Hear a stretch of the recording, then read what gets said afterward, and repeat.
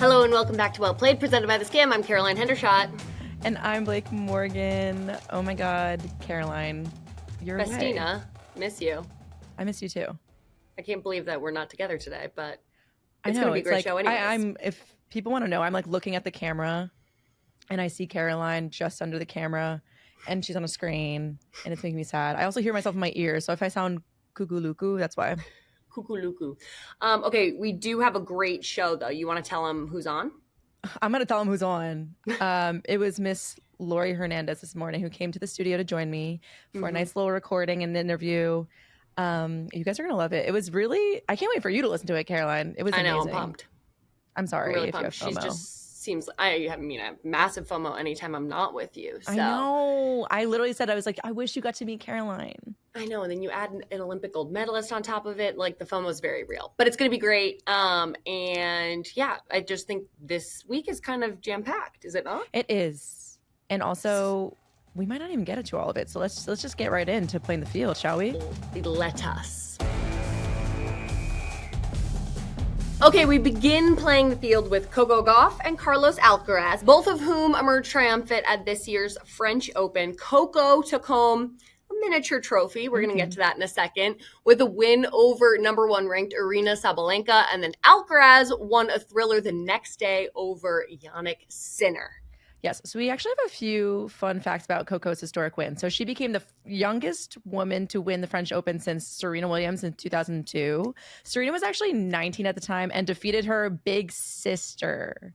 Crazy stuff. She's also the first American woman to win it since Serena in 2025.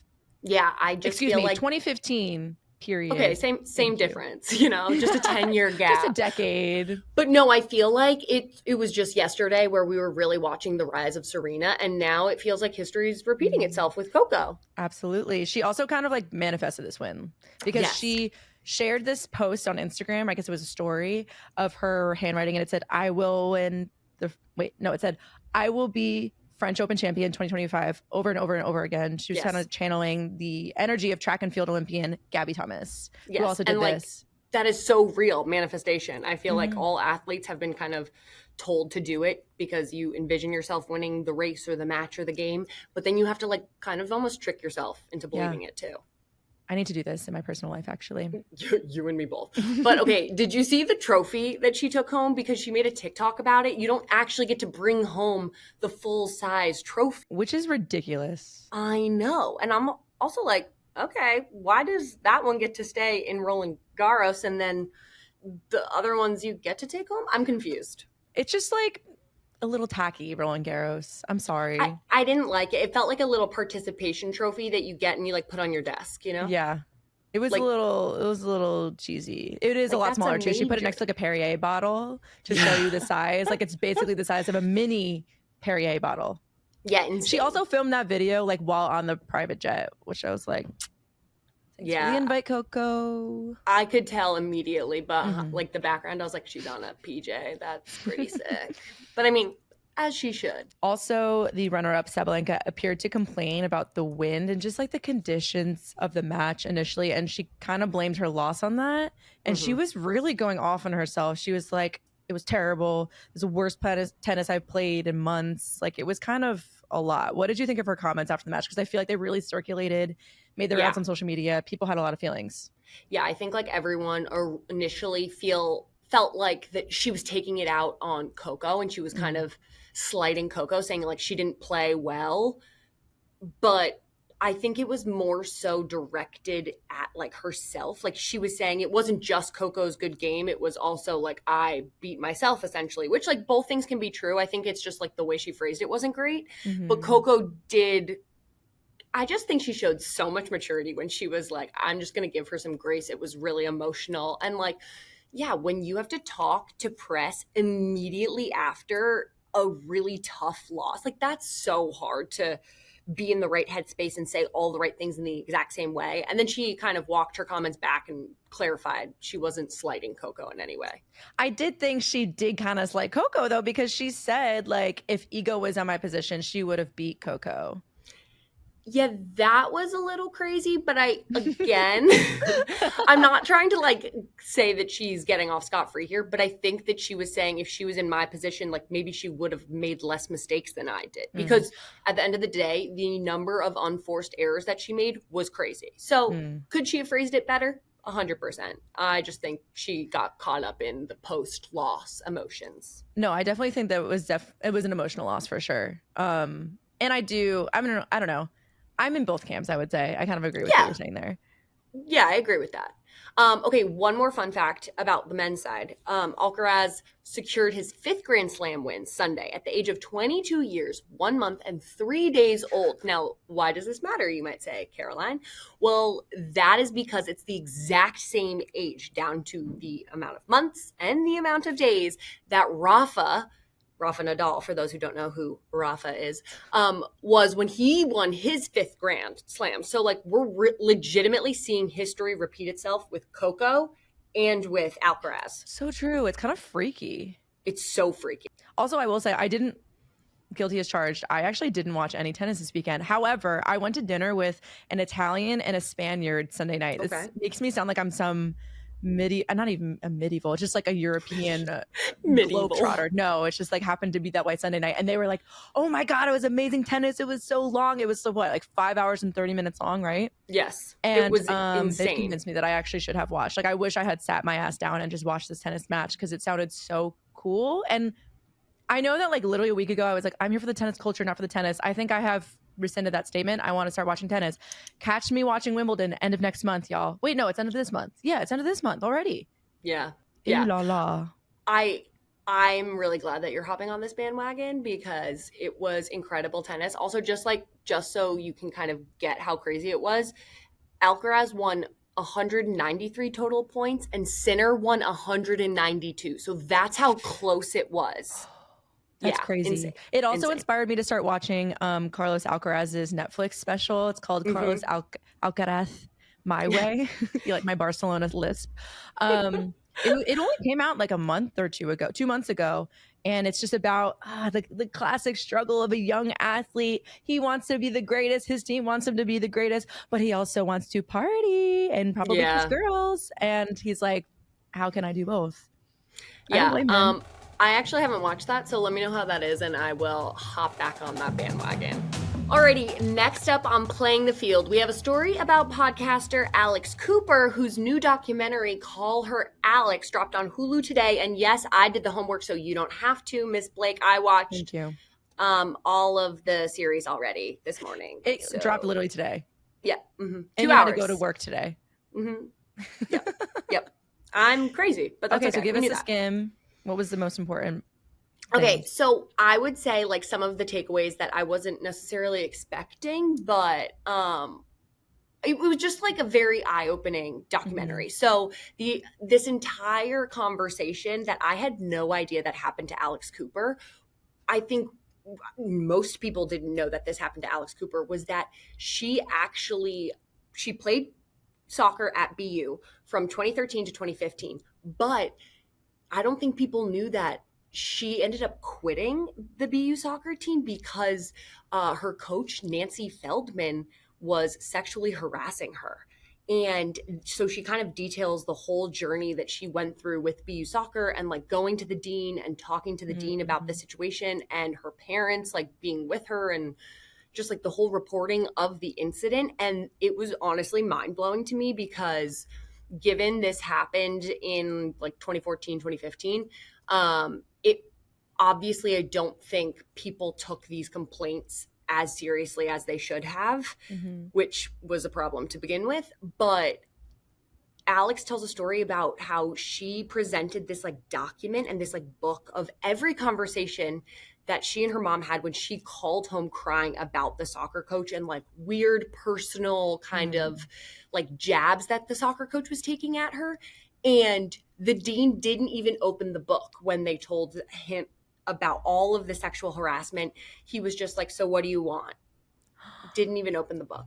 And it's crazy that she ended up quitting soccer because of this incident. Yeah. Like it really just shows you the power that coaches have sometimes over players. And it's not even just like sexual abuse or sexual harassment or assault. It can be just emotional, Yes. body shaming, all this stuff that you just really never realize. And I think it's tough too because her coach was a woman too. And so there's like there's like another element to it. 100%. I should also note that Feldman and a rep for BU did not respond to requests for comments made on Monday by several outlets. I think also the crazier part too is that like Feldman held things over her. So she actually kicked her roommate off the soccer team. No explanation. And then went to the next conversation that she and Feldman had, she as in Alex Cooper. Feldman was like, see, this is what can happen. Like, you're not going to room with her anymore. You're going to room with who I want you to room with. And had like all of the power because Alex was on a full tuition scholarship. So like she didn't want that to go away. Yeah. And it's just those power dynamics. And you wouldn't like think that it could happen with a female coach to a female athlete, but there's so much there. And so I just really think everyone should watch the documentary. I thought it was really, really well produced and told a lot of her story that I don't think most of the public knows. I was going to say, I'm not like a huge Call Her Daddy fan, to be honest, but this is definitely intriguing me and it's something I'm going to be watching this week. It's actually out, I think, today. Like we said, it's on Hulu. Yes, cool. Hulu. So you can watch it today on Hulu if you like. There you go. Okay, let's transition, Blake, because we have been talking about this, mostly me, nonstop.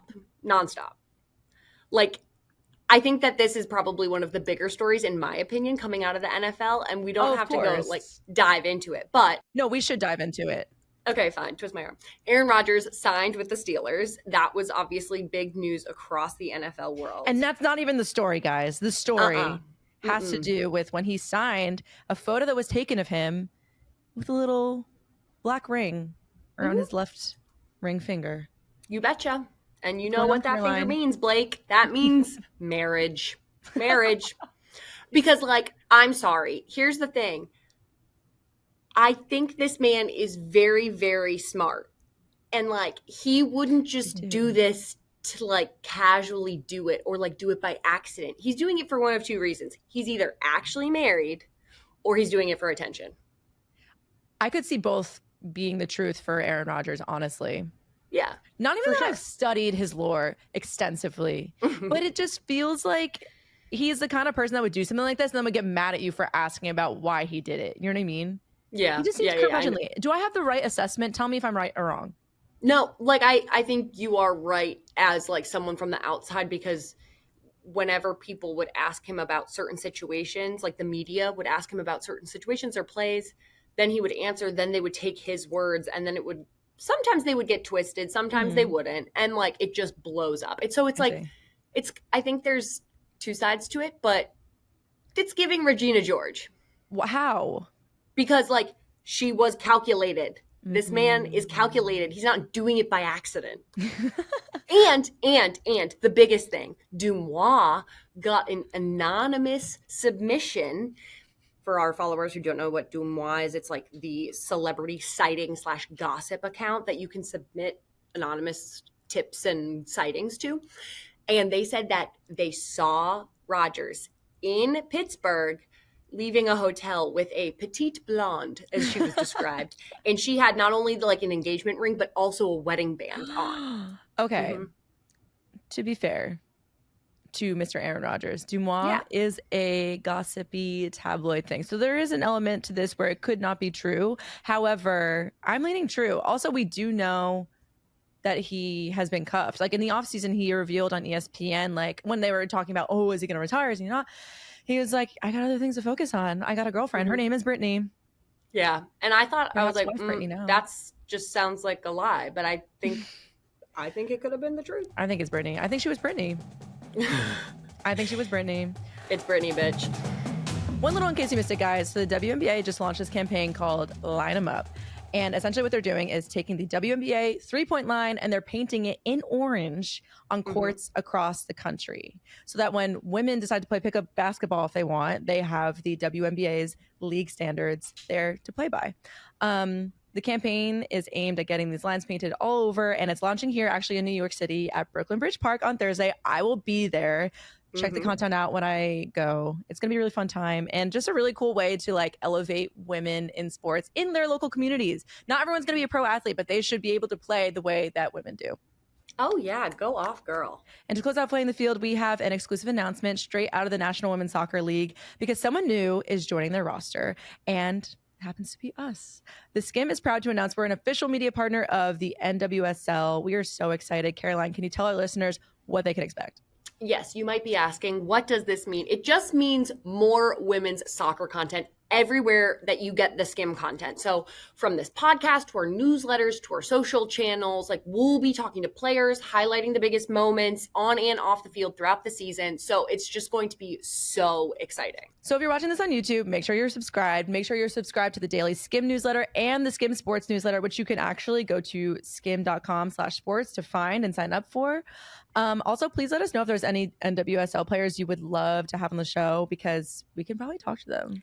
We need the triple espresso ASAP. I know, 2 of them are pregnant. I know, but that's okay. After they have their children and settle down, then we can have all 3 of them on. So let's give listeners, Blake, a little taste of what they can expect. So did you see the video of Savvy King returning to the stands to show support for her Angel City teammates after she collapsed on the pitch in May?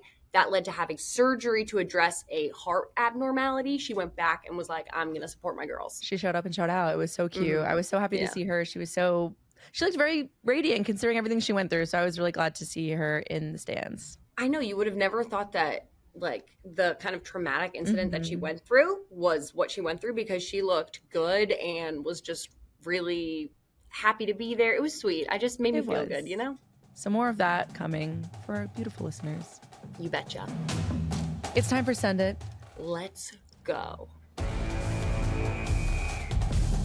I'm going to go first. I am going to nominate the greatest video I have seen in honestly a very long time. So this was the Oilers arena essentially singing all 18,000 people in attendance, Pink Pony Club by Chappell Roan. Why? Important to me.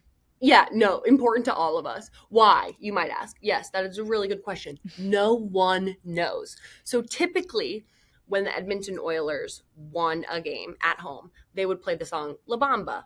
And that was like their kind of celebration victory song. Okay, fine. I don't know the lore behind why they had that song, but that was like their tradition. So, okay. Now, in the playoffs, they have suddenly switched to Pink Pony Club. It started as like a locker room kind of celebration. And now players and coaches have been asked about it. They all won't answer. So I don't know if they're like afraid to jinx it or they don't want to actually share the story behind it, but I'm so here for it. I can't wait till they share what the reason is. Also, it's got a lot of people in the Edmonton Oilers subreddit just now discovering Chappell Roan. And so I think that's like an honest second goal of mine. So I'm happy for that.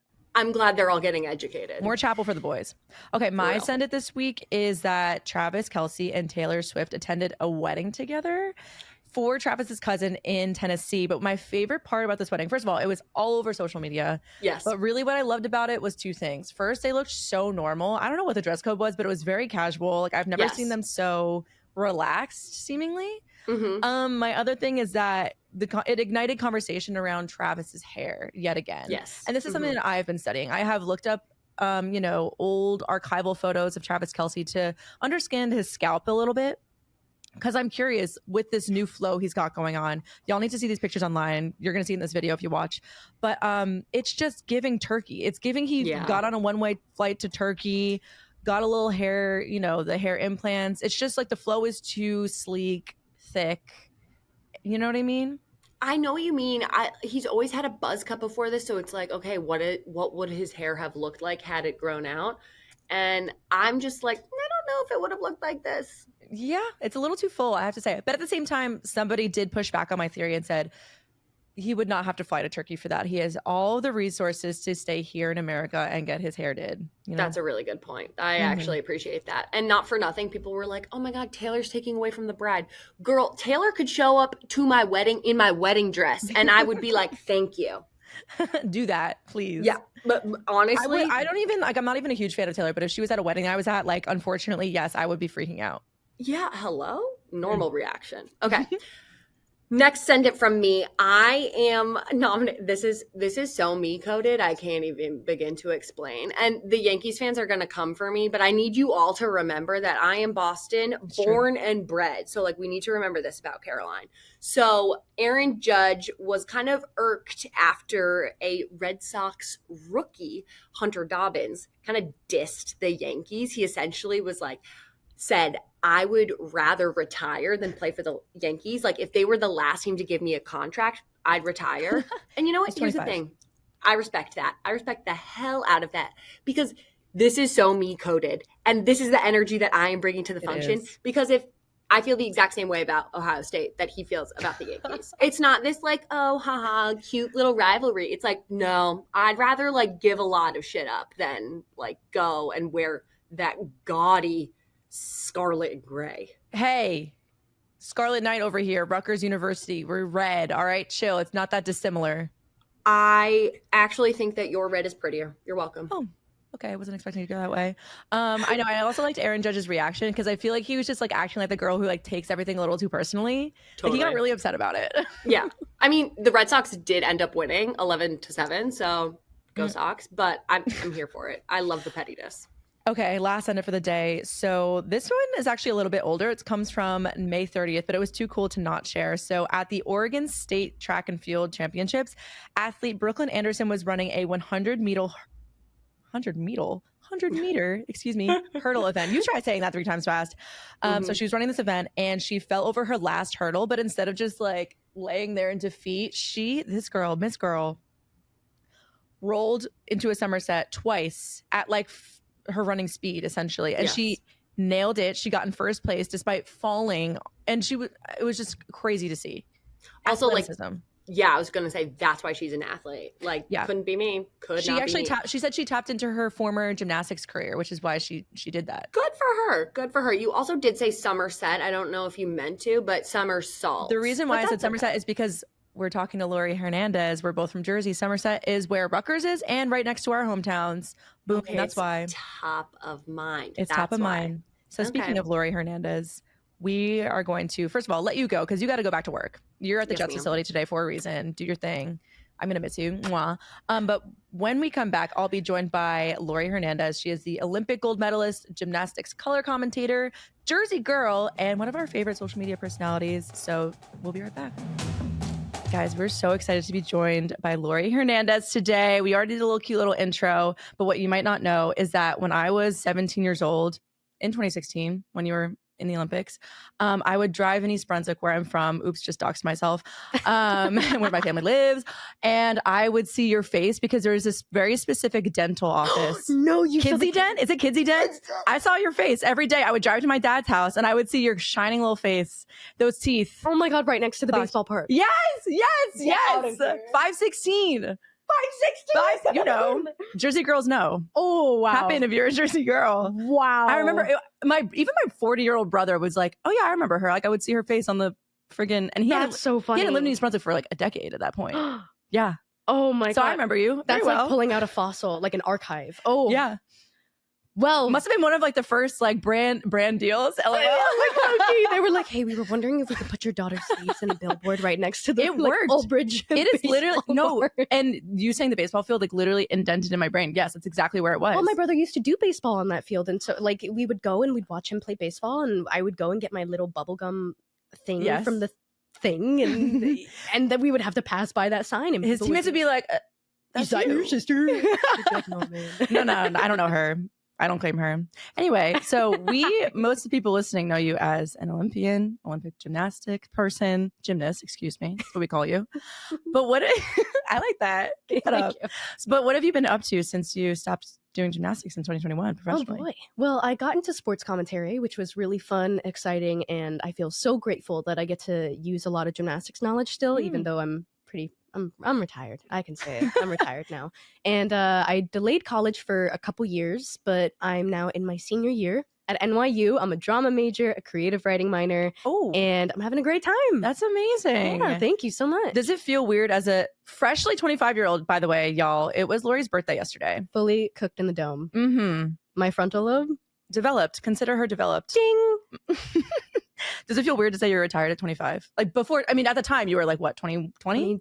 2021? When did I retire? 2021. Like technically 2022. I think it was like official-ish then. I just remember I retired the same year as my dad, so we had like a dual retirement. Shut party. up. Oh my Yeah. God, that's so cute. Yeah. Did it feel weird at the time though? I guess I think it'll feel weird when I get older because it kind of feels like I'm transitioning from one thing to another. But I also feel really lucky because, you know, a lot of athletes will retire a little bit older but are still kind of too young to fully retire. That's what I mean. And not do something next. Yeah. So it's like I'm starting over, but still starting over pretty young. So I am grateful for that because it's hard for everybody. Yeah, we had Shawn Johnson on the show a couple months ago, and same thing. She retired, I think, when she was like 20. So wild. I know. Is it a gymnastics thing?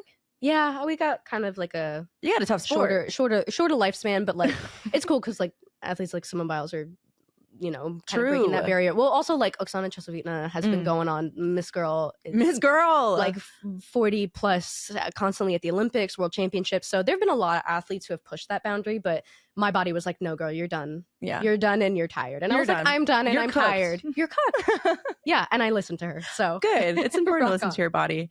Somewhat on the same topic. So you've been pretty open about having anxiety when you were an athlete, having anxiety, going to therapy, coping with like poor body image as a gymnast, and you've worked hard to get through that all. But given you were thrust into the spotlight at such a young age, like I said, I was literally 17 when you came on my radar on 516. How did you find the language to actually talk about those difficult things you were going through, especially given you were so young? And on top of that, I feel like you were known for having, and are known, I would say, still today, for having such like a smiley, bubbly personality. It's like that juxtaposition. You know what I mean? How did you figure that all out? Yeah, I mean, I had a lot of performance anxiety growing up, and my mom was a social worker and a therapist. My sister's a social worker and a therapist and life coach, and my brother's kind of getting into that field as well. Cool. So it's like mental health and psychology, and that conversation definitely is something that runs in my family, and it didn't prevent me from having mental health challenges. Of course. Definitely not. But at least I was more familiar with that world. So that way when I knew like, okay, it's time to go to therapy, or like, okay, it's my dome's acting up a little bit, I got to try something else. I felt like I had the language for it. And I felt like my mom wasn't going to judge if I told her like, yeah, you know, I'm starting therapy. And she didn't. My family's really great about that. That's so amazing. I feel very lucky for that knowledge and that support. And then also going back to like, you know, the Love Your Mind campaign with the ad council, it's like being a part of that just feels so natural, and talking about, okay, I would go out and I'd compete and I would literally just get so nervous that I'd fall and wipe out and make mistakes that I didn't make in practice. And that was really nerve-wracking because it's like in my head, I know I train really well and I'm working so hard and I know I can do these things. I've done these routines 100 times, and then I get out there and my body does something completely different because my brain is scrambled eggs out on the floor. Something that was in the video, the promo video for that campaign that you said that really stuck out to me was like, what you just said, we train so much for like the physical part of it, but nobody trains you for the minute and a half like before your routine even starts. How did you, like throughout your career, did like the mental preparedness come after, like in retrospect for, you know, learning how to handle those tough moments? Or was that something you worked on when you were still an athlete? Oh yeah, no, I saw a sports psychologist for that. Like we knew I had performance anxiety. We've been new. Miss Girl was thrown up in the corner because she was scared. Okay. Like it was really gnarly. I had like lots of tremors and, like I was so anxious. I had so much anxiety to go in and compete, and it still happens. I still get performance anxiety for other things, but I just know how to deal with it now. But it really sucked growing up because I didn't know what was happening. And it felt isolating because I felt like my teammates were fine and they were chilling and they seemed to handle the pressure really well, and they would be nervous, but their exterior, you know, was showing that they were chill. They got it. If they had their little breathing exercises, they were doing them apparently, and they were working. Was that the reality for them though? Like, had you ever talked to them after like a big meet or something? I had asked once because we did a lot of pressure sets in practice. What does that mean? It means you know, you have to hit the first 3 routines, and if you don't hit them, then you have 5 routines. Or we're gonna take the entire gym and we're gonna make everybody sit down like they're the audience. We're gonna shut the music off, and you're gonna quote quote compete in front of them. And depending on how your routine is what your assignment is.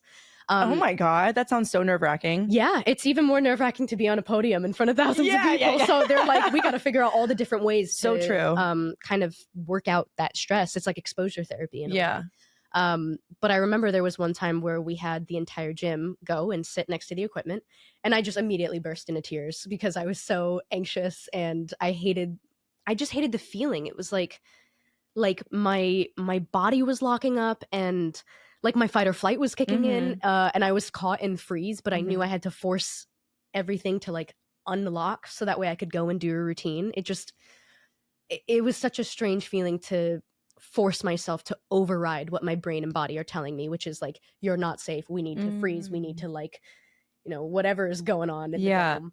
And then me, separate from that, being like, I just have to breathe. I have to like unclench my hands. I have to be able to do these things. Like and just having to push through that. And I remember like crying about it and looking at my teammates and being like, are you not scared? I'm sorry. Are y'all good? Am I missing something? Like what is happening here that I'm reacting in this way and that you're not? And I was like, are you not scared? And they were like, well, of course we're scared. And I was like, then what am I missing here? And they were like, no, it's just, we'll do the routine and then it'll be over. And I was like, here's the thing. Logically, I know that. I don't know why my body's reacting this way. And so then I saw a sports psychologist. Of course. Sorry, really long-winded way to be like. No. And it's also, I can't even imagine, because gymnastics, in my mind, at least as a spectator, is like such an individual sport. You know, I mean, at the end of the day, you guys competed as a team at the Olympics, for example. It is solo except for team finals. Yeah, I mean, you're up there. It's just you. Also, like your body is like on display. I don't know. That would be like a whole thing for me. I wanted to ask also about, as part of this campaign, like you talked about designing a leotard. Yeah. Can you talk about that and like just tell us that story about why you designed the specific leotard and how it helped you get through things, you know? Yeah. So in 2021, I designed a leotard that was made specifically to remind me that the world is much bigger than my nerves and this competition that I was getting ready for. I hadn't competed in about 4.5 years since then. So I was really nervous. I was really nervous. I was dealing with a couple injuries at the time, and I knew that one of my ways for coping with performance anxiety was to do like belly breaths and to put my hand on my stomach and to just breathe and to like watch my hand go in and out. It was really meditative in a sense. And I also knew that if I was going to do that I'm someone who's very big with like physical touch. Yeah. I get very overstimulated very easily. But that's something that I know works to ground me, especially when I'm anxious. And so I had designed the rhinestones in the leotard to be in a certain pattern, so that way I could feel them. And even if I wasn't looking down at my stomach, that I could visualize where they were kind of coming up and what the design was. It was just like feeling it out. And it was really comforting to me. And it worked. Yeah. That's amazing. But how did you unlock that knowledge about yourself? Again, like, do you realize how young you were really? As a 25-year-old now, it's like when I think back to my 20-year-old self, I'm like, damn, what was I like? I thought I had it all figured out, but truly I was just like a kid. You know what I mean? Do you ever think about your younger self and how it really is remarkable how you got through that and like clocked that about yourself? Like, hey, I know that this thing helps me. Yeah. You know what I mean? Yeah. I was also I'm naturally a very introspective person to the point of like damnation. Yeah. Been there. Yeah. So it's, I think as a teenager, I felt so confused about a lot of things. And rather than kind of shy away from it or ignore it or just kind of be angry at the world for not understanding these things, I don't know why, but my instinct was to like dive into it and to pull it all apart and try to make sense of all of it. And it just kept leading to more questions. And I just kept following down the rabbit hole, which made me feel wild. But it was like, okay, I'm getting really anxious. What is this physical sensation that's happening? Okay, let me keep a journal of every time this sensation comes up for me. I know it comes up when I'm doing this certain skill. I know it comes up when we do pressure sets at home. I know it comes up when I'm in competition. I know it comes up when I'm doing my makeup, getting ready for competition. Okay, so this is just normal anxiety that's coming from things, but my reaction tends to be bigger than those around me. What works? Like I'm constantly asking why, because I think just because I wanted things to work so badly. Yeah. But at the same time, it did, even though I had such a big support system, it did feel a little bit like a lonely road because it was hard to explain to people what I was feeling, especially when people didn't feel the same way. So it's a very like mature way to think through your problems. So kudos to you. Truly, I was not dissecting anything back then. I'm curious how after retirement now. I mean, it's been a couple of years. What year is it? 2025. Sure is. I have no idea. When you're in college, you're like, I don't know. I'm just trying to graduate. I had to write a date the other day, and I just wrote the completely wrong date, month, day, and year. So whatever. Don't look at me. Island time. Anyway, so after retirement, like how have you adjusted to? I mean, you're in college, so that is a clear goal. But for your career, let's say, how have you worked through, if you had to at all, like not having such a clear-cut defined goal as like, okay, I need to compete at the Olympics and my goal is to get gold? I'm still undoing a lot of things. I think there's, in gymnastics, the whole point is that we train for perfection. And I don't know if it's that I wish someone had told me this, but there was the realization after I retired that like no matter how hard I tried, I never would have touched perfection. And that was a really crazy feeling. That was immediate therapy appointment. That was Wait, was there a moment that made you realize that though? Was it like a specific meet or someone you talked to? I think I was looking at old photos or something. I was looking at old I don't remember exactly what it was, but I was looking at I was making a TikTok, I think. It's always TikTok. It's always TikTok. I don't know what it is about TikTok, but it's always TikTok. But I think I was making a TikTok and I needed to get some photos from the Olympics that I was looking at. And as I was looking at these photos, I was like, there's a lot wrong with these pictures. Like just technique wise. Right. There's a lot of things that are just not. And I was like, and in my head, I was like, well, I mean, no one's perfect. You're like, shit. I don't know. It was you. That just really did it for me. And it was a really crazy feeling of like, oh man, I felt like I don't have OCD, but there were a lot of compulsions that would happen during practice of when something wasn't exactly perfect, the need to do it again, to know what perfection feels like, and then the need to do it again, and then the need to do it again. And and it was just, I'm a lot more relaxed now and I don't see that come up anywhere. So I can tell it was like a stress compulsion and not something else. But it was like the I don't know what it was, but this anxious need to get close to something that is perfect. It's almost like numbers or doing math. Like it is set, it's sure, and this is it. There's no other. It felt like that. That freaked me out a little bit because I grew up as a competitive dancer, so in some ways similar because that technique has to be there. And like truly, you just sent me back to like around the time when I my bad. You just sent me back to like around the time when I was literally around the time I quit, which was like when I was like 14, and I remember being in the rehearsal studio on like a Saturday, and just doing technique like across the floor, whatever, and like hearing my coach, which is a big reason why I ended up quitting, honestly, because it was just a perfectionism and like the clicking, whatever. Not about me. And just like hearing that demanding voice of like trying to get it better, make it perfect, make it perfect. Don't stumble. Don't like get upset if you can't get it. Just do it again, do it again, do it again. That's crazy that you just like unlocked that memory for me. And it feels neurotic, and it feels like that compulsion to do it again, and that it's like a desperate need to get close to perfection. It is, I feel like I'm clawing at something. Like it's so, oh my God, I don't even have the words for it, but it's really aggressive. And I think, it's tough because at the time I was also training in an environment that I don't think any kid should be in. And to have someone who was constantly pushing for that, even through injuries, even through lots of mental health stuff that was coming up for me, that I look back on and I'm like, it's so obvious that something was happening, and that a lot of people didn't notice because they were focused on a bigger goal and not focused on me. So it's like looking back at those things and then noticing those old habits of like, well, thank you for sharing those stories, because honestly, when I was researching about you, I had no idea about these like little anecdotes and moments from things. For real little things. I want to just talk. I mean, we only have a couple minutes left, which makes me real sad. We have like 10 minutes, but Jorge, you can cut that out. Okay, that's our editor.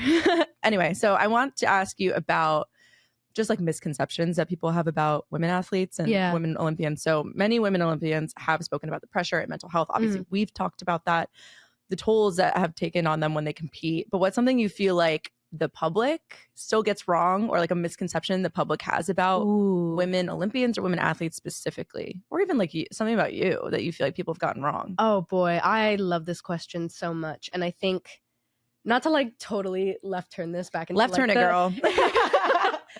But like with the Ad Council's Love Your Mind campaign, all of the athletes, you know, for us that we've gotten brought into and getting to talk about mental health and what's going on really behind the scenes, I think is going to be eye-opening.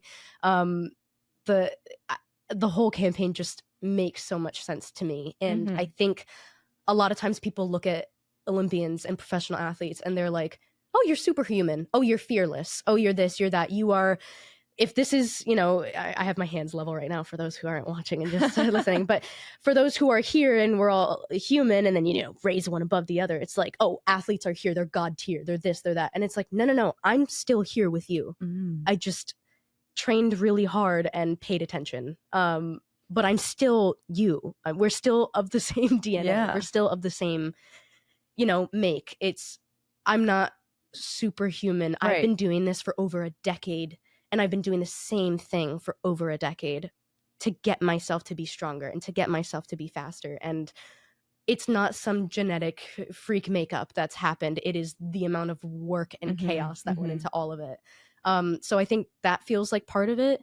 And then also another part of it is just that, like, oh, well, you just must be fearless. And I'm sure that might be true for a lot of athletes. I'm not going to speak for everyone on that front. The first one I will. But like, I just, every time someone looks and is like, you're fearless, it really grinds my gears. Oh, it grinds my gears, because I was just the most anxious, you know, struggling with that performance anxiety, like all of these different things that came because of my own anxious thoughts and because of my own fears. I think the highlight of that is that I did it anyways, not that and I did it despite my body and my brain kind of playing tricks on me, not because I didn't have it at all. And that kind of idea that it's fearless, I'm like, no, don't take that away. Right. That's part of the struggle. Yeah, everybody has their struggles, and that one's part of mine. I want to ask about part of the Love Your Mind campaign and how I feel like what I liked about the videos, because it was not just you, it's other athletes as well. But like, I like how you are trying to explain to people that you're right. Like, you're not superhuman. And now you're not a professional athlete anymore. So you still have stressful things you deal with in life. So what are the ways that you deal with stress, like those non-athletic things now, like at school? Are there things that you have to deal with that are like super stressful in your personal life? Like, what are your mechanisms now, and how can people who are listening, like, learn from your methods, I guess? Yeah, well, one of the great parts about this is that I think a lot of us talk about our habits and rituals and things that help ground us on and off the playing field. For me, a lot of the things that I found comforting are still things that I do today. One of those being belly breaths, like I mentioned earlier. It's like, if I have to go and do a theater performance or something, belly breaths are coming in play. I'm looking at that hand and I'm watching myself breathe until my stress comes back down. But another one, and I think this has been the really great part about college and kind of exploring life outside of sports, has been finding friends that are not sport related that still get it. And that's still, because we're all connected. Again, it kind of goes back to that, like, no, I'm not above you because I'm a professional athlete. I worked really hard, but I'm still human. Yeah. And I feel like I've found so many different people and so many of my own friends that I've connected with who get that our brains are very specific places. And sometimes you just need a big hug. And sometimes you just need to listen to some music and feel someone's hand on your back. And sometimes, you know, it'll be me getting ready for something, and as I'm opening up my bag, like I see a little note from my partner being like, I'm so proud of you. And it's the things that remind you that you're not alone. Right. And those are things that I've pulled with me from training that I think is helpful as well. Sometimes it just takes a friend, man. Sometimes it just takes a friend. A pal. Yeah, sometimes it just takes a friend. Okay, so we have to wrap up, sadly. Very sad. This has been such an amazing conversation. I'm sure our listeners are going to love this, but we have a little speed round. Yeah, don't get scared. Don't be fearful. Be fearless. Be fearless. These are fun ones. Okay. What is harder? being on the balance beam or commentating live on television for the Olympics specifically? Ooh, being on the balance beam. Both have their struggles, but I have a lot of fun commentating. Beam is fun and really stressful. They can be both. Okay, if you could do a floor routine to any song today, what song would it be? Nueva York by Bad Bunny. Benito. Remember, he's Puerto Rican like you. Puerto Rican, Boricua. Boricua. Wow, I like that. Real quick. Yeah, his song played when I was on that boat party I was telling you about in the rain. You should have seen me. I'm waiting for this album to like go and like get popular again for this summer. Are you? I know Nueva York. Oh my god, that's like one of my running songs right now. I've never been so excited to be Puerto Rican in my life. That album came out. I said, wait, have you ever met him? No, I haven't. Is he on your like wish list? Yeah. Are you gonna see him in concert? I would love to. He's not coming to America though, I heard. No. You're gonna have to go see him. I'm gonna have to go see him. Perhaps in Puerto Rico. My aunties. There you go. Okay, any gymnastics moves that you've brought into your daily life now? A pivot, perhaps. Oh, interesting. Sometimes I'll wait, like physical gymnastics moves? Yeah. Or like no, let's go physical. Are you doing like are you doing like a round off in your daily life? Probably not. I wake up in the morning and just do a round off before I brush my teeth. No, sometimes I'll stretch before bed and I'll do the splits. There you People go. call them. I'll do the splits. Oftentimes I'll walk on my hands as like a party trick. That's That's a good party trick. It's a really fun one. I do not have a good one. I'm like, I want to see what I can do. Very safe, very safe. Okay, so you're chronically online. I know this about you. I fear yes. What is like the last internet speak that you had to teach to an elder? To an elder? It could also be your parents who I don't think are elderly, but ooh. I'm trying to think. Sometimes I get those like, you just get like a verbal stim and you can't stop repeating something. Know. A couple months. So my partner had deleted TikTok for a little bit because she was like she felt that she was on it all the time. And I was like, girl, I support you. I see you. I see you. And so for a while it was me saying and seeing things that she was not seeing at all. And I was just walking around going like, ballerina cappuccino. me. And she was like, what? That one's gotta summoning? go. Like, what is happening? That's a really funny one. And then there's this video that we saw recently of this pug that's like, it's just really old. Oh, just elder really pug, and it looks different. Oh yeah, and it's like sure does. Are sticking out, and it peeks around the corner, and it's terrifying. And we made a sticker of it, and we send it to each other in iMessage. And sometimes I send it to my mom, and my mom is like, who is this? Is that your friend's dog? Is that your wow? So cute. So different. Is that what? Wow. Well, shout out the pug's name. Do you know it? Off the top of your... That's the thing about TikTok. It's so hard to remember who anybody is. Or anything. It was just like yeah. I'll remember that one. I'll be looking out. Okay. Any Olympian or athlete you'd like to see on Dancing with the Stars? / do you watch ever? Oh, yeah. I still watch. The last season was really fun to watch. I think Chloe Kim would be really fun to see. I would love to see that. That would be awesome. Okay, last Final Five member you texted. Allie Risman. Period. Was it Allie? Wait. Oh. I got put into a group chat recently for something. Against my will. I think it might I'm gonna say Allie. Okay. Great answer. Okay. Something that's not an Olympic sport but should be. Cooking. Why? Cooking. I can't cook. Really? I can't do it, and it's really stressful to me, and I don't know what's... Can your partner cook? Yeah. You're good. Don't worry. Yeah, but it's like the burden goes to her, and I can make a mean breakfast, I can bake a salmon, and I can make a mean sandwich. That's all you need. That's it. You don't really need more than that, honestly. That's all I got. Yeah. It's all I got. That's taken care of. That's like breakfast, lunch, and dinner. There you go. Yeah. Period. Exactly. Okay. Unfortunately, we need to wrap. My producer is telling me that we must. So I want to say thank you so much for joining us. And where can people follow you? Where can they learn more about your work with the Ad Council? Oh my God. Tell us everything. YourMindIsTheMVP.com will have all the information on me, on the giveaway for the leotard, on the other athletes who have been a part of the Love Your Mind campaign with the Ad Council. I am on social media. I happen to, once again, be chronically online, which... for better or for worse, right? Yeah. For better. Jury's out on that one. Jury's out. But hey, take care of your brains. Everyone's doing their best, Just pay attention. Just pay attention. I like that advice. Well, thank you for joining us today in studio. Oh my goodness, thank you for having me. And have a great rest of your day and happy belated. Thank you so much. Gonna keep cooking on the dome. Cook, girl. The next time I go past like 516, I'm gonna think of you. Oh my God. And the billboard. Think of yourself. And that's it for this episode of Well Played. I love that conversation with Laurie. I hope you guys did too. We'll be back in the studio next Tuesday as normal. No hiccups this time. Caroline will be right next to me. Right, Caroline? You betcha, girlie. Don't worry. Can't get rid of me that easily.